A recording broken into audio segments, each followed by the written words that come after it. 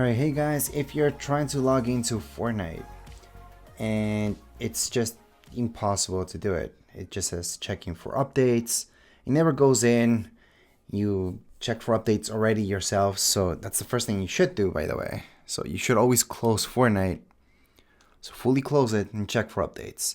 If there's an update, problem solved, you're good to go.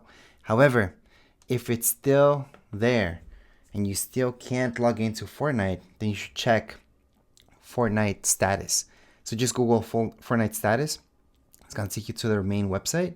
You guys can check out that right here. It's going to tell us that there's a major outage right now with login. So that's okay. That's nothing that you guys can fix yourselves. It's something that they have to fix themselves. So right here, login, major outage. And how can we know when they resolve it? Well, we can always go here on the website. Twitter's a way to check as well, but really all we can do is just wait. Nothing you guys can do on your end, so don't freak out. There's nothing wrong with your game. Don't uninstall your game, reinstall it to see if that works. What I do suggest doing is not just keep trying to log into Fortnite, but fully close it, and then after a while go back to it, open it up again, and see if it's open, if it actually is good to go. The website itself, they don't update it that frequent, so they might have Fortnite working for 20 minutes, and the website they might not even update that they already fixed the issue. So that said, you do have to open up the game to see if it's working.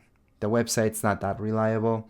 That said, after an hour, if they resolved an issue and it's been an hour, for sure they will update their website. Alright, you guys can check out if it's working, so you guys don't have to open up Fortnite and check every single time if it's actually working. But as far as this video goes, we're all done. If you guys have any questions, comments, guys can write down in the comments area. Don't forget to subscribe and like. Thank you.